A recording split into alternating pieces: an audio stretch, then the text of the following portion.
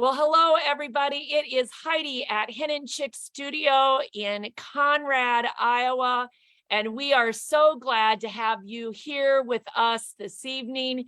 I am in my store in Conrad, again, Hen Chicks Studio, and I am so excited to have with us Jill Shaulis from Yellow Creek Quilt Designs in Illinois, and she's going to tell you more about her shop in a minute.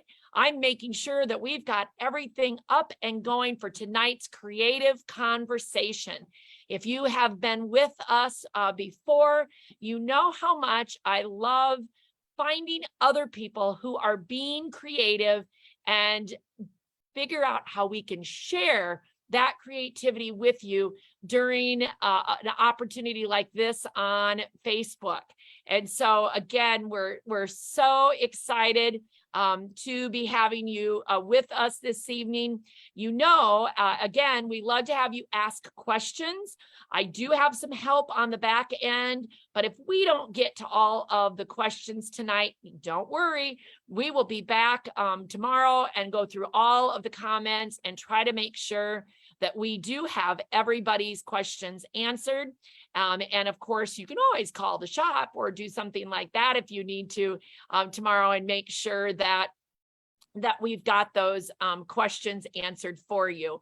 But again, we are super excited to have everybody with us tonight. So I would love to introduce you and welcome to our evening conversation, Jill Shaulis. So hello, Jill, how are you tonight? Hey, Heidi and everyone. I'm great. And I just really appreciate you having me on. And I agree with you. It's good for all of us to connect, whether we're shop owners or designers or customers.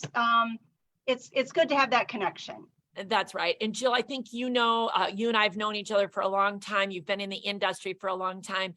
There is so much out there, so many different styles, colors, just everything that you can possibly imagine that not one quilt designer can design everything. Not one fabric company can create all the fabrics that we want or desire. And not one shop owner can possibly carry it all, because we would need cities in order to be able to accommodate all of the fabric that's out there. And one of the things that we've already talked about, Jill, is that because of the amount of fabric out there than the fabric companies, you know, a lot of the product that you're going to show and talk about tonight, I don't carry here at Hen Chicks Studio. And it's not because I don't love you. It's just that there's so much out there. But this is a way for me to be able to introduce my customers to yet another designer. And I love that, because again, I can't carry it all. And we'd be silly to think that they're not going to other shops and finding the goodies that they're looking for. And you do have to pick and choose. But one thing I will say, when I was at your shop a month or so ago, I think sometimes we'd like to have our customers look at things a little differently, because I could see a lot of the samples that you had hanging done in my style of fabric, and vice versa. I really think my designs lend themselves very well to other types of fabrics as well. So yes. I hope that all customers keep their minds open and know that you don't have to just pigeonhole, that's what the designer designed it with. Choose your own fabrics. I would agree. And Jill, let's start with a little bit of an introduction. Why don't you tell all of our viewers where you are located and a little bit about yourself and your business? Sure. My shop is in Pearl City, Illinois. And much like Conrad, it is a small little bitty, I think Heidi has described hers as one block city, and that's the way that ours is as well. So if you come to Pearl City, which is in the very northwest corner, we're an hour from Iowa and an hour from Wisconsin. If you come to Pearl City, you will be able to come to the quilt store, have a beer, go to the library, or buy and sell grain. And of course, the best place to stop is the quilt store. When we started here in 1992, which just blows my mind to think, I'm not old enough to have a store for 30 years. It just doesn't feel like it. We're both young. Yeah. Neither of us have gray hair, nothing like that. Right. I still love what I do, so I'm going to keep doing it. So my sister and I opened the store together. Her name is Becky, and she and her husband had antiques, and I did the fabric. And we started very small. I had only 300 bolts of fabric. Now we're at over 2,000. And as time went on, they phased out of the antiques, and we decided that we needed a name change because we didn't want people coming to the door thinking they were going to find antiques and be disappointed. So we changed it to Yellow Creek Quilt Designs, which Pearl City used to be called Yellow Creek, and then the name was changed. This week, Yellow Creek is kind of a dirty word in this town because it flooded. We got like 12 to 14 inches of rain here in Pearl City, and the roads were closed because of this little bitty Yellow Creek that just swells. We're fortunate that we are on the high end though, so we didn't have to worry about it.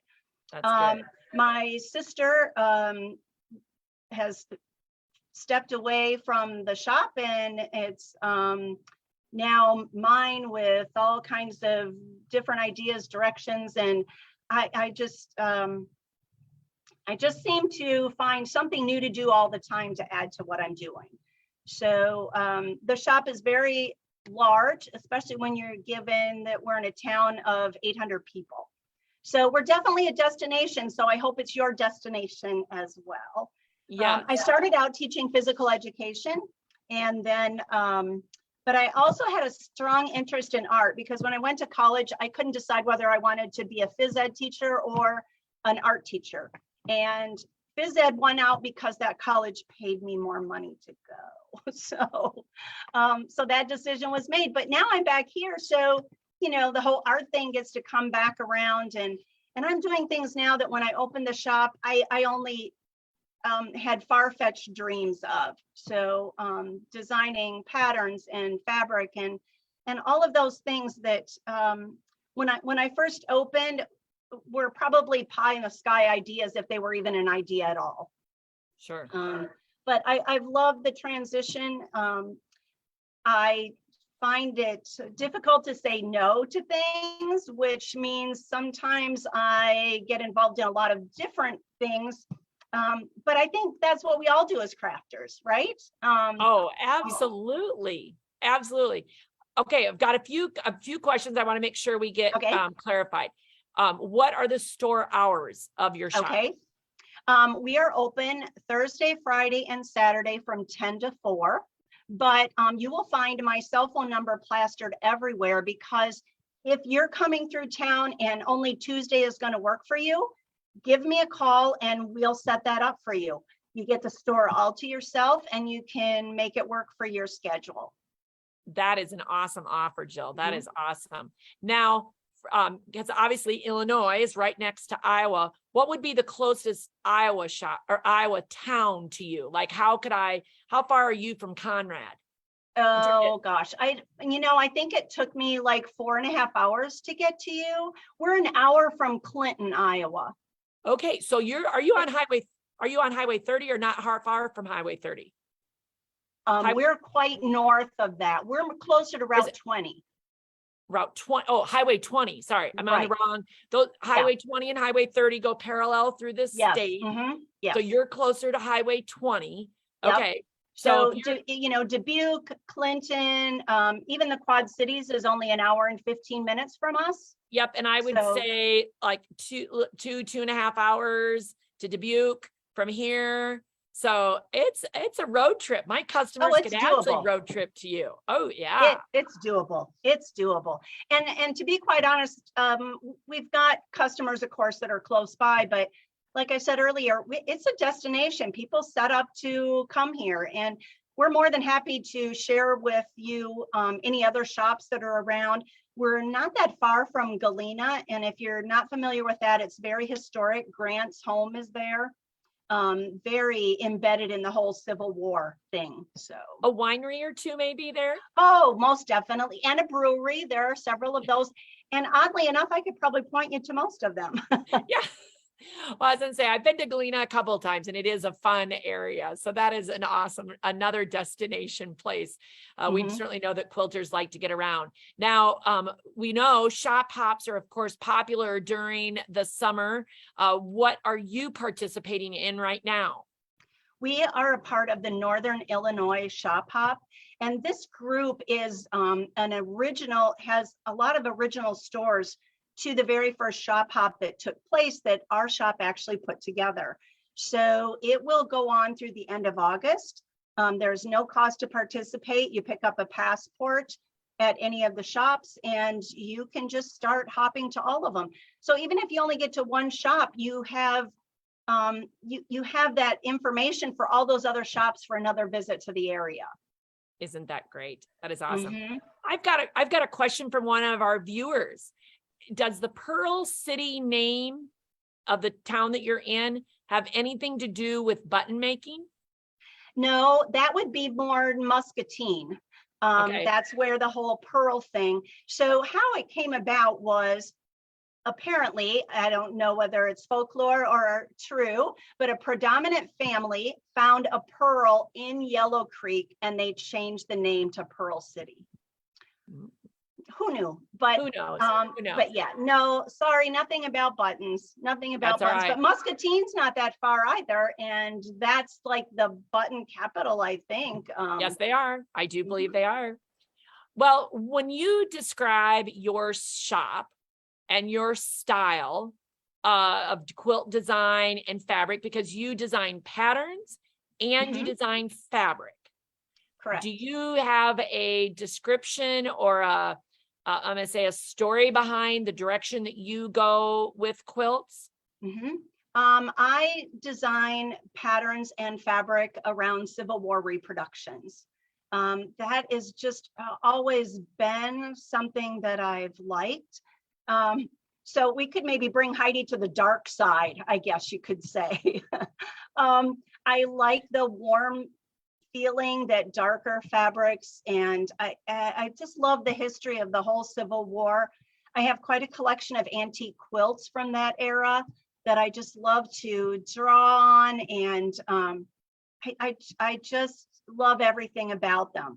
Our store isn't just pigeonholed to that, although that's the main focus of what we have. We do have some boutiques. We have a lot of basics. We have cuddle. We have a wide variety of things, but Civil War is really kind of where my road takes me. That is awesome. And of course I've seen several of your quilts in person, and of course we can see things behind you. And I Mhm. think you've got some stuff for show and tell. Do you prefer small pieces or big pieces when you're quilting? You know, that's one thing that a lot of people come to my booth at a show and they're like, oh my gosh, these pieces are way too small. Well, yes, I do like small things. I like the challenge of that, but I also try and offer things that are larger that feel more doable to people. A lot of times I'll offer things in multiple sizes, and I don't mean like twin, queen, or double. I mean like 1/4 inch, 1/2 inch, 3/8. So I expand more that way for size than I do the size of the finished product.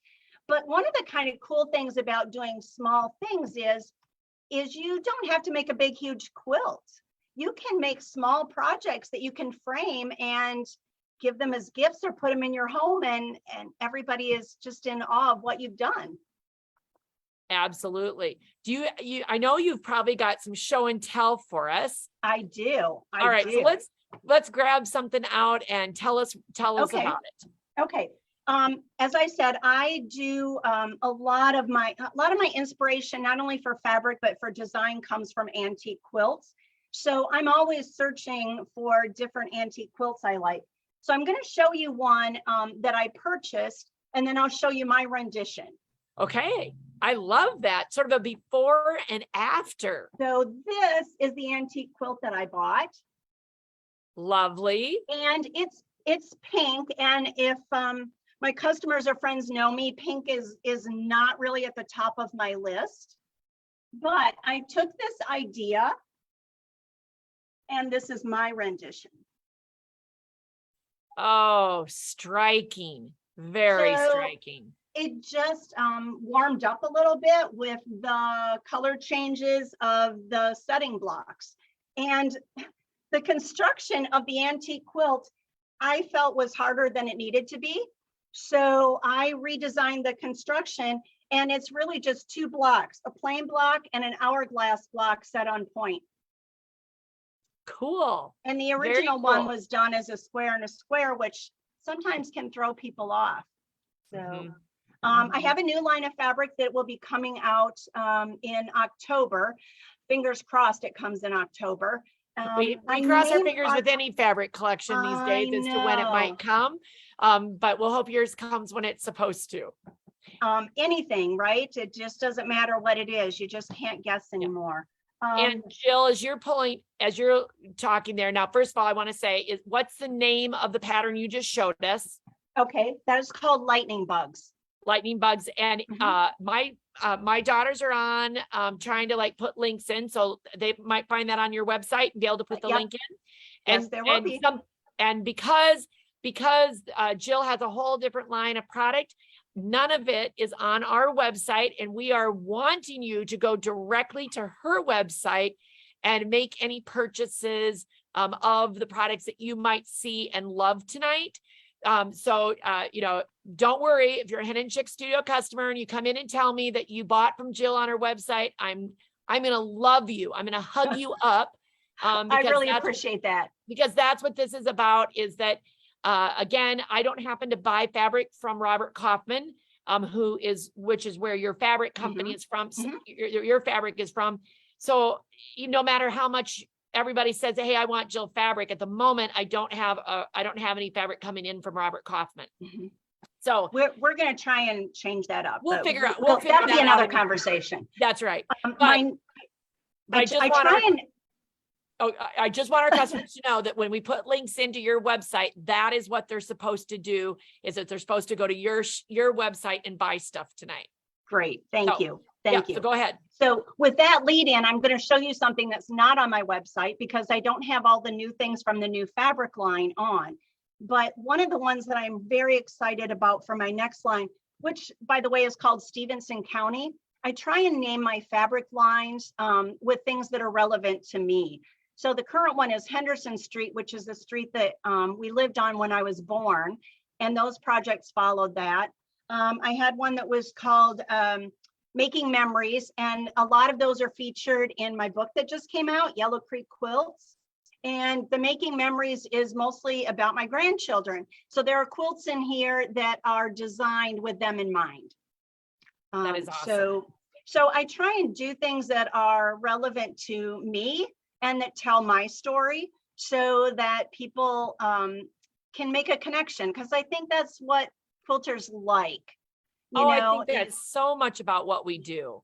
Yep. Yes, it is. So the next one, like I said, they won't find it on my website because it's part of the new line. So I'm going to show you the antique quilt that was my inspiration. Oh, gorgeous. And at some point we have a question about how you store your antique quilts.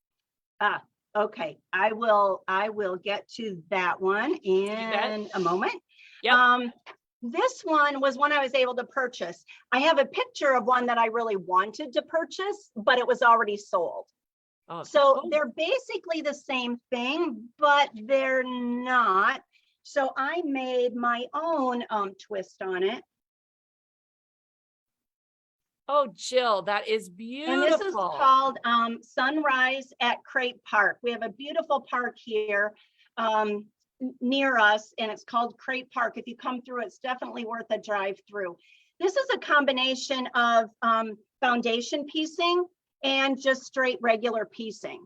So this project will be available in October when the fabric is here and the kits and so forth with those. But that's how I took two projects that were basically the same thing and meshed them into my own idea. So as far as storing antique quilts, a lot of them that I have folded up and put in pillowcases, in king size pillowcases, so that they're protected. I do have some that are in a glass case, and then I put acid-free paper in between, and I try and refold them often.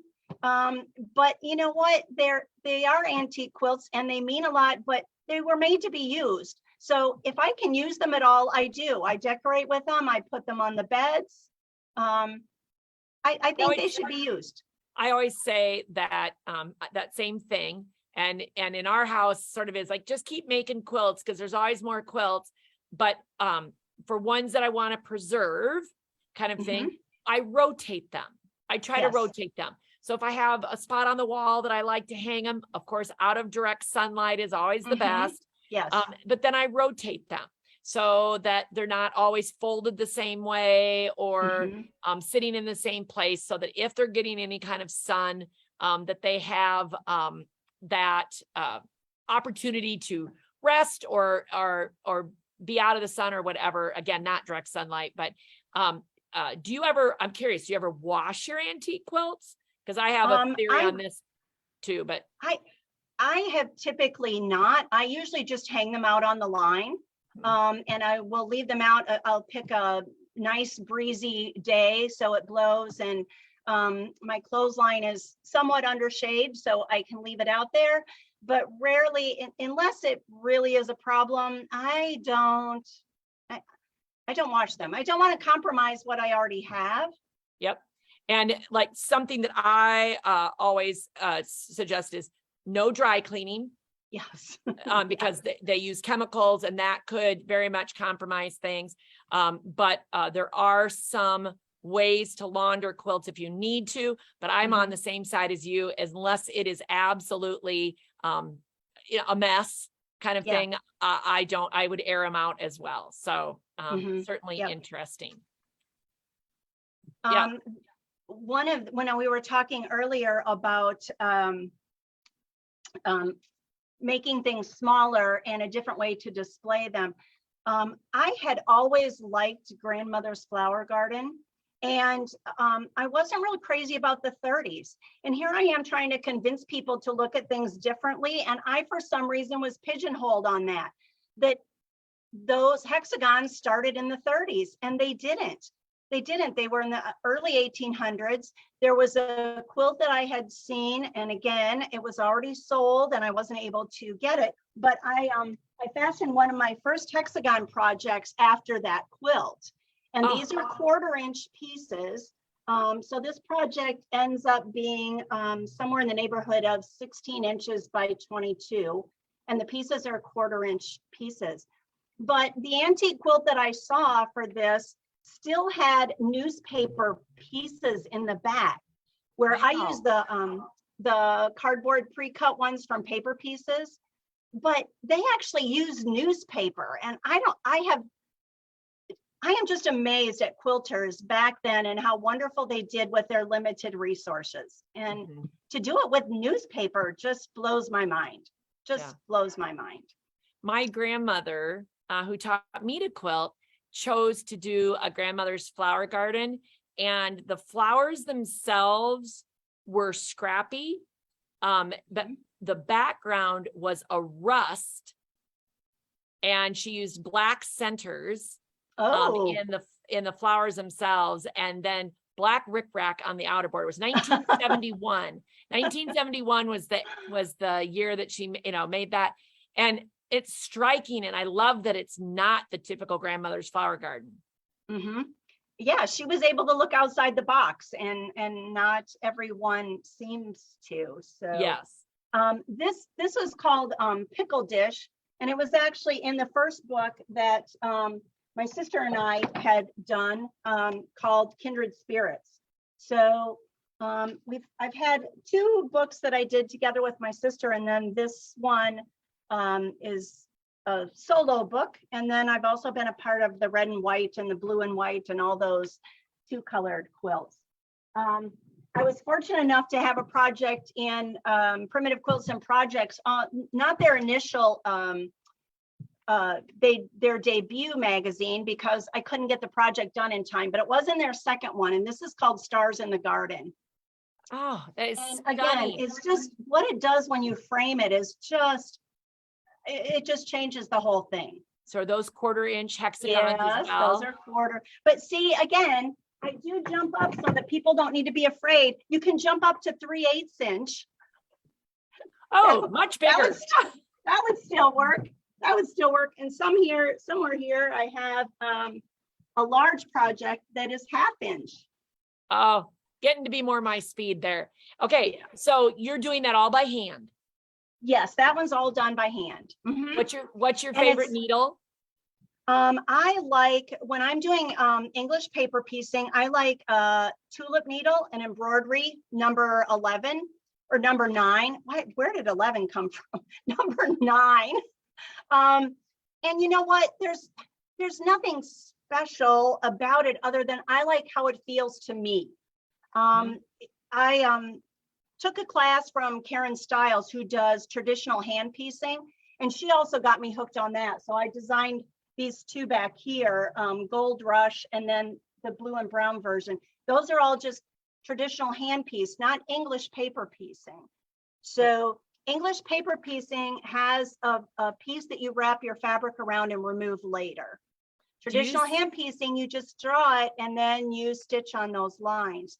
But she had taught, when she had taught her class, she had mentioned the kind of needle that she liked, and I struggled with it. So I went to a different kind of a needle that I felt more comfortable with. Yeah. So although somebody might tell you that this is the one that I use, that there may not be anything in particular special about it other than it works for them.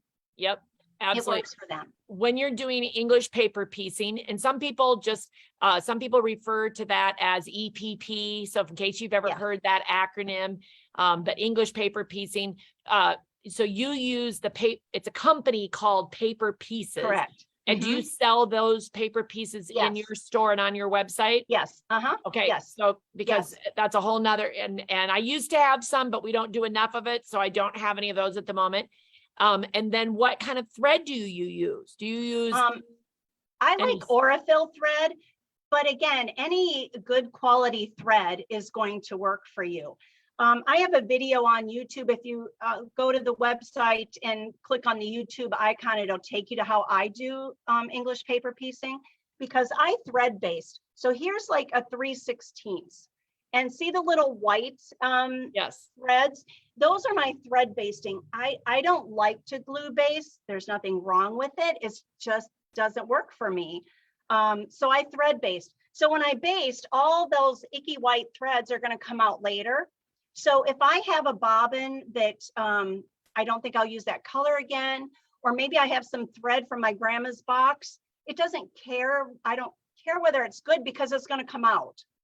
But when I actually do the stitching, I prefer Aurifil. And are you using 50 weight? I mean, just a regular sewing. You're not using a special weight. So, and the way that I do it as well, I don't need to match my thread. As a matter of fact, I suggest that people use contrasting threads so they can see where they've been. So the technique that I do, your stitches don't show on the front. Because when I first started doing this, I don't know if I've got one here handy. When I first started doing this, I was really frustrated because I could see all my stitches on the front, and I didn't like that at all. So then I came up with a technique of putting them side by side so that I can use a bright colored thread on the back and see where I've been. So I don't have to worry that I'm matching it to any of the fabrics. It's not going to show on the front anyway. That is so good to know. And I love those little flowers all put together. So I put them into a flower mat. So I did all of these English paper piecing, and then I use my sewing machine because, you know, it gets to a point where I'm lazy about some things. So I applicate it using invisible thread and a buttonhole stitch onto a piece of wool. I Cool. like combining wool and cotton in any way or any fashion. So this again makes a small project that is very doable, and you don't have to think I'm never going to get a bed-sized quilt made. And how do you finish the back on something like that? I don't see binding. No, so I did it just like I would any other wool mat, where I fused a homespun onto the back, and then I did a buttonhole stitch around the outside edge. So then I didn't have to worry about all the goofy angles to put my binding on either. That's very smart. Very, very Yeah. smart. Just Well, a quick and easy. I love all the English paper piecing tips. I have done some of that, and I enjoy handwork in general, and I enjoy the fact that you're doing hand piecing. So do you have a lot of hand piecing projects? Because the thing is it's a slow process, right? So you don't just whip as many of those projects up as you do, say, a wool applique.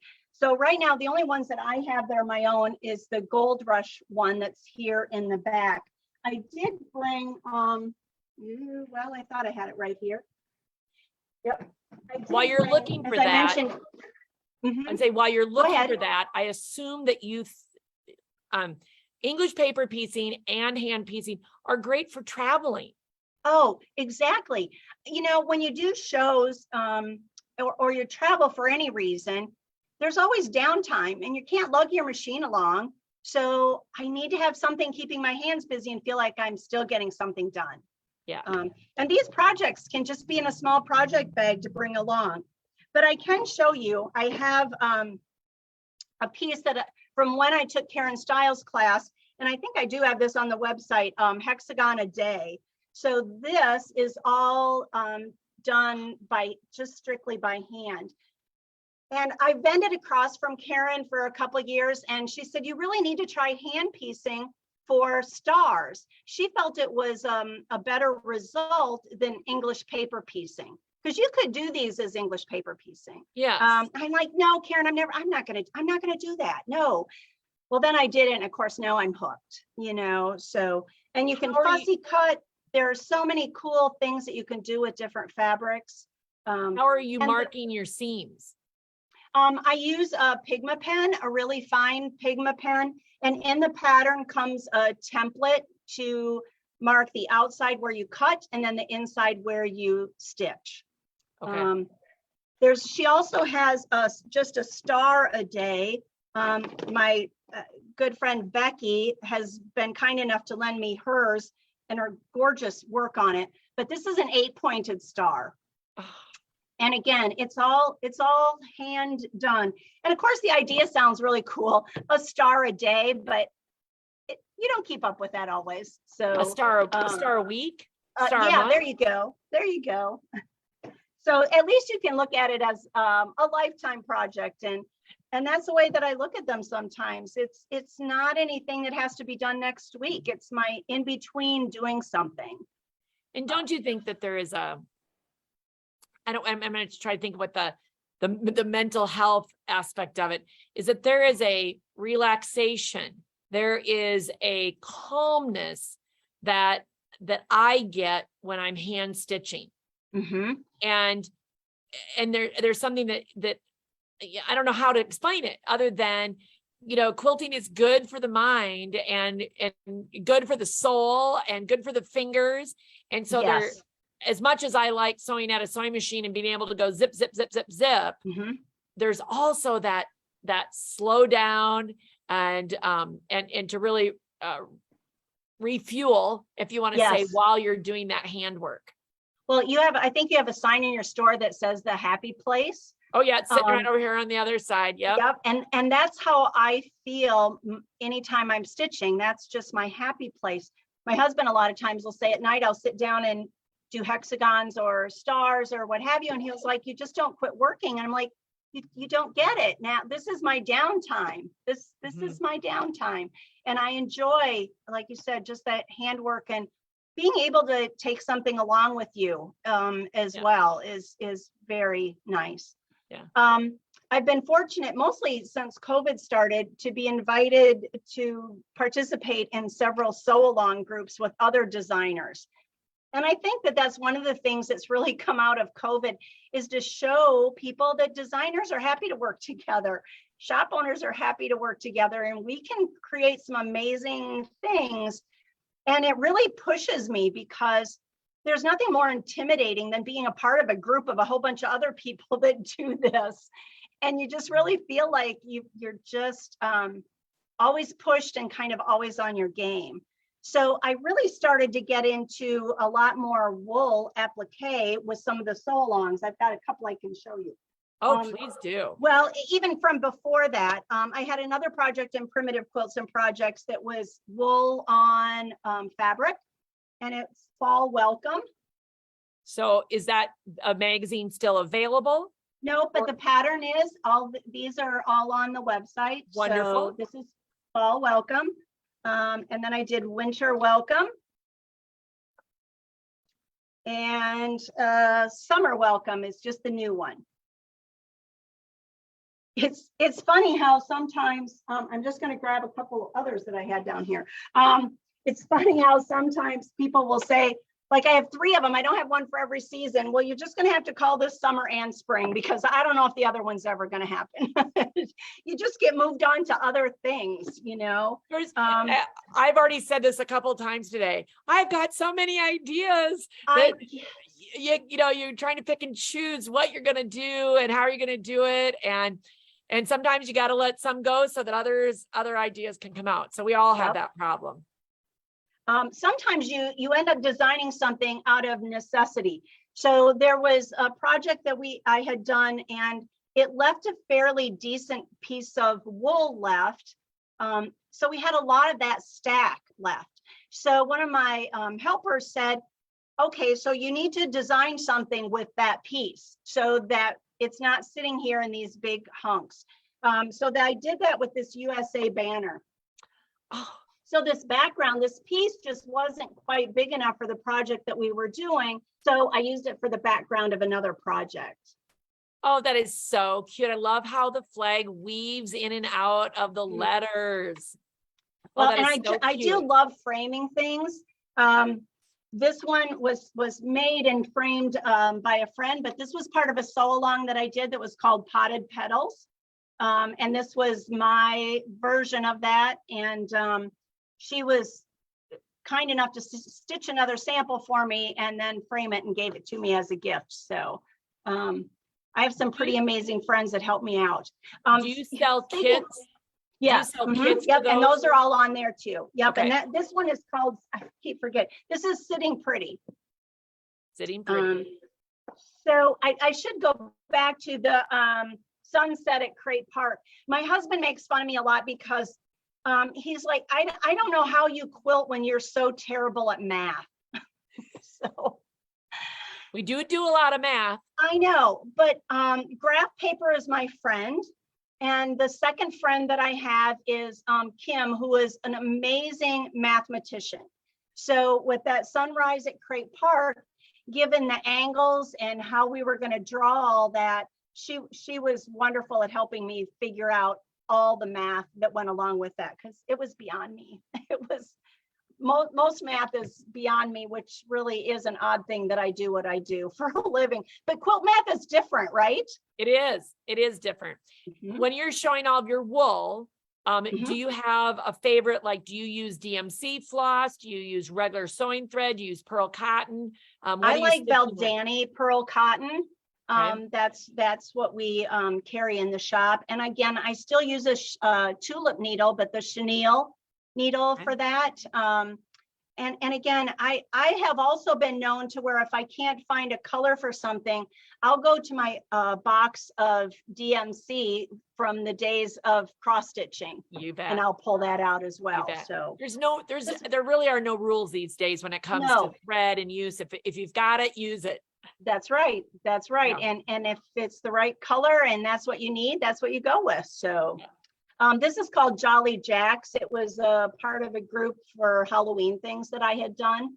So sometimes I like to do the more whimsical kind of things. I love the mouse poking out behind. Well, and speaking of that, another thing that came about because of a boo-boo is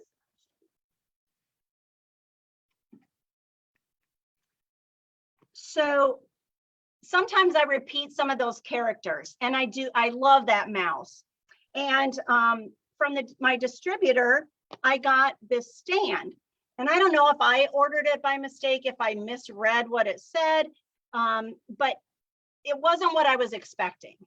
So I decided I needed to design something so that I could use the stand.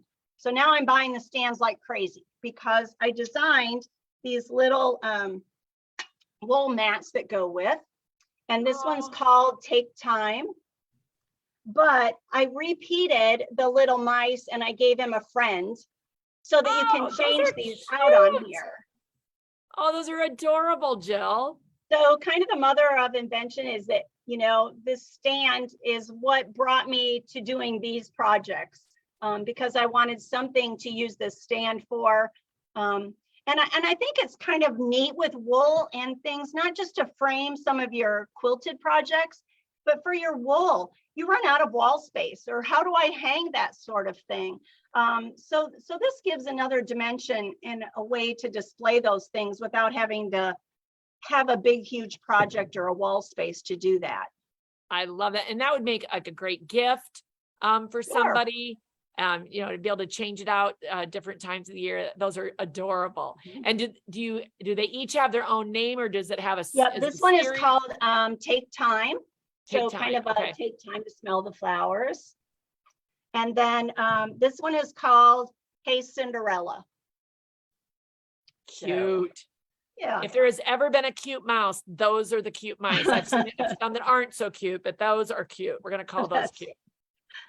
So I've done a lot of those kind of smaller and littler projects, but don't think that those are the only things. I do larger projects. So my next line also, again, this one isn't on the website yet, but it's called Barn Swallows.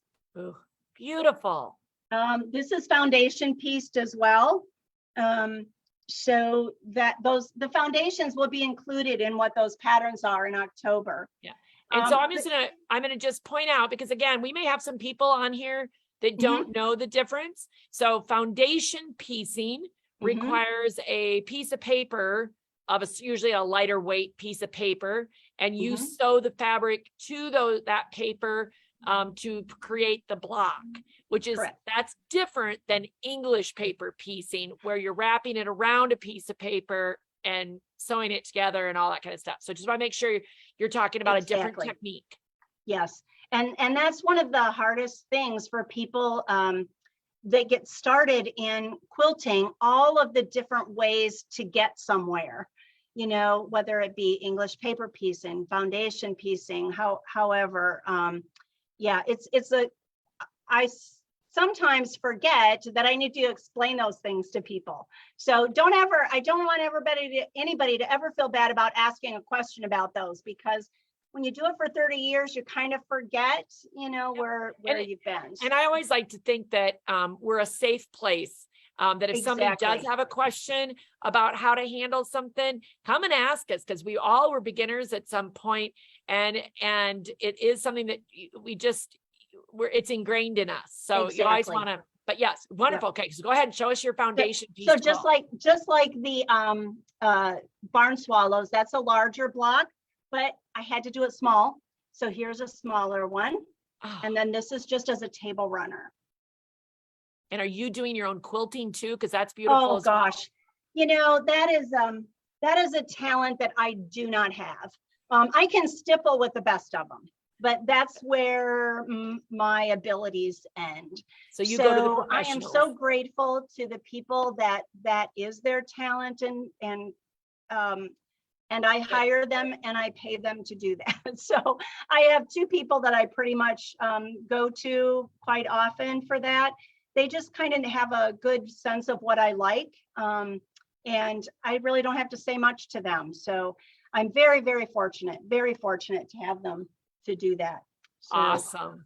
Another table runner, more to the easier beginner, is called Oakdale. Again, this is something new, so this will be available in October. This one is also was fashioned after an antique quilt that I had seen. And I recreated. And it's funny how sometimes we see the same things, because Heidi, I think it was actually even in your magazine, the American Quilt Retailer, that I saw another designer when I just got this back from the quilter that had done this with a white background and jewel tone. So obviously somebody else saw the same vision in something else, because mine by no means is, the bright white background and the jewel tones, but it's gorgeous. it would lend itself well to that. It was gorgeous. It was a gorgeous sample. But of all the things out there, for two designers to come up with within the same time frame of seeing the same thing. I was gonna say, there are a lot of great minds that think alike out there. Back to small. These are 4-inch basket blocks. And then it's got some setting blocks. They're 2 inches by 4 inches that go down the middle. So again, the pattern looks very complicated, like it's one big piece, but it's actually a strip that goes down in between each of the basket strips. And this is called Baskets with Becky. The reason it's called that is because she helped me make some of the baskets so that I could get done for the deadline. And this is a larger project, but of course, anything can be done to whatever size you want it to be, anyone. Rudy's Farm. When I design my fabric, sometimes designers do colorways, like you'll see all blues or you'll see all reds. I like scrappy. So that means I've got to design a lot of different colors within that. This is called Rudy's Farm, and each block is made up of 4 coordinating fabrics in that section. So these show the grouping from this colorway. And then if you look elsewhere in the quilt, you'll see a group of 4 that's another colorway.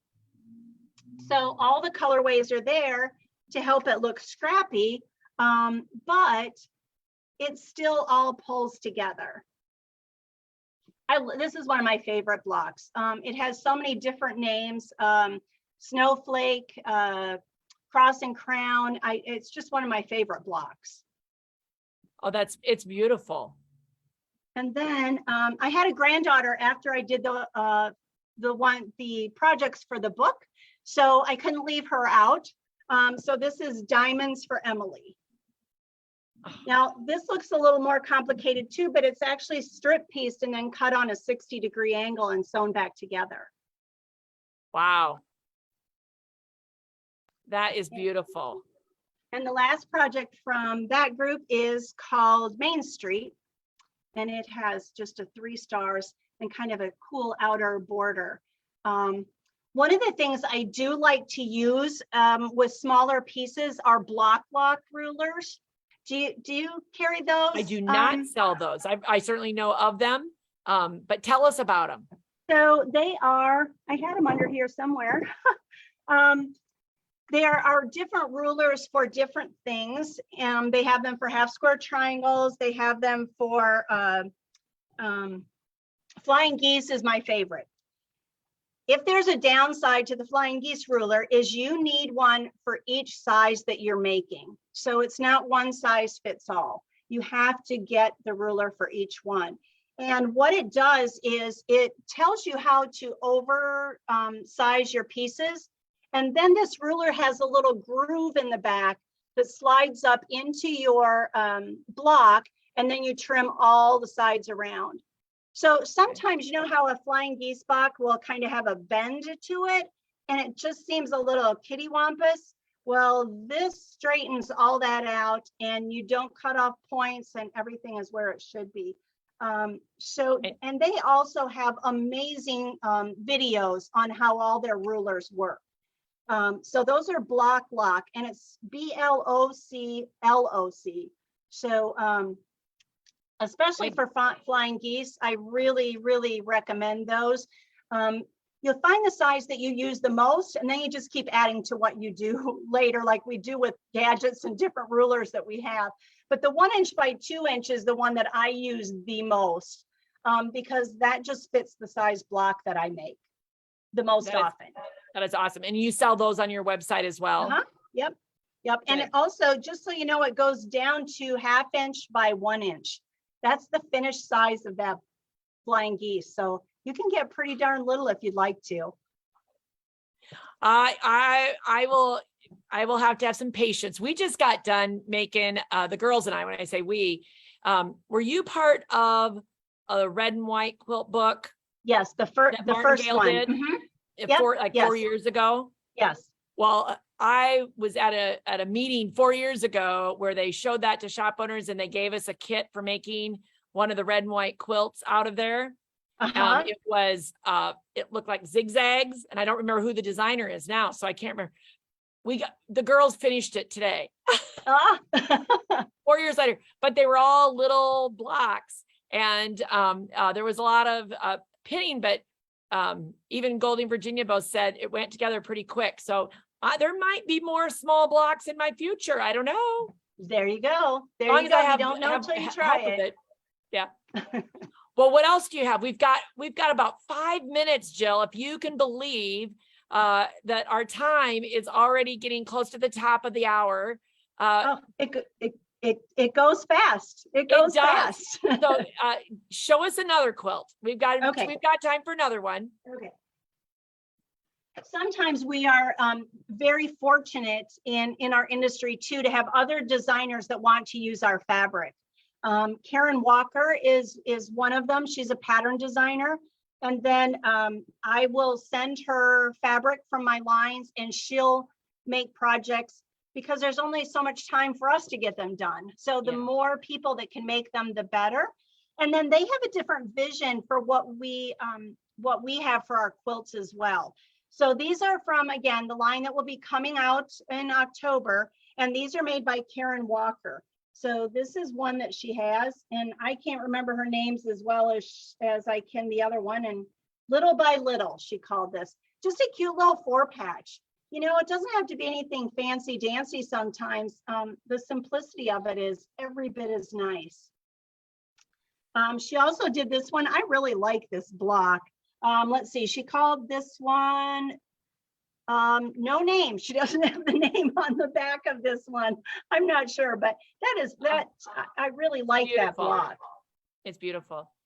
And Jill, as you can pull up in one more quilt, but tell us again, you are in Pearl City, Illinois. Correct. Mm-hmm. And I can tell by some of the comments that I'm seeing that our viewers are loving you. And one of them is asking, how do they get information from you on a regular basis? Like, do you have a newsletter to sign up? Like, can they go to your website and sign up? Right now, I've just been working at switching my web host. So I'm hoping to be able to do more newsletters with the place that I have now.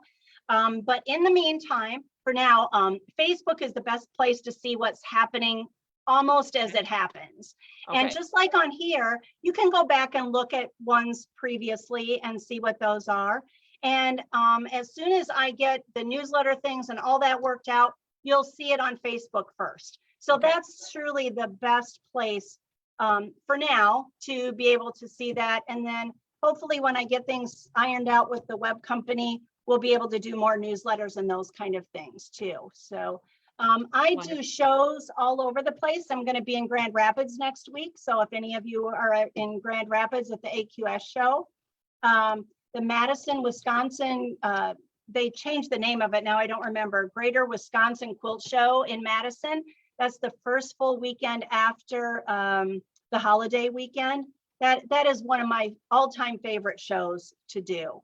And then I'll be in Springfield, Missouri. So look on the website on the events page because it shows all the shows that we'll be at. So you can follow and find us there too. Oh, that is awesome to know. And again, I know Golding, Virginia have been working hard at putting links in the comments. And if they don't get that in there tonight, we'll get it in there in the next day. So that everybody has access to that information as well. And certainly email that. I mean, I check those daily. So just Yellow Creek Quilt Designs at Gmail. You can find it on our website. And I'm more than happy to answer whatever questions you have by way of email as well. Oh, that is awesome. All right. Well, I think we should have another quilt for our wrapping up our evening. So show us another quilt. Well, this is Karen's last one, which is Friendship Stars, which I think is very appropriate for what we're talking about today. So I really appreciate that you had me on, Heidi, and I hope to see everyone that's been on here sometime, either on my Facebook page or in the shop or at a show. Oh, that would be so wonderful. And Jill, I agree with you. And I think you said very early on this evening that there are so many stories and connections and relationships behind why we make quilts and who we make them for. And so to be able to just, I'll say, further our relationship together is wonderful. And I'm so glad that you were able to join us this evening for our creative conversation. And I thank everybody that has been on with us tonight. And if you have questions, keep putting them in the comments and we will get to them as soon as we possibly can. But we'll certainly hope that you will visit Jill and see all of her beautiful quilts and fabrics in person. And so until the next time we have a creative conversation, I hope you have the opportunity to be creative. Good night, everybody. Thank you.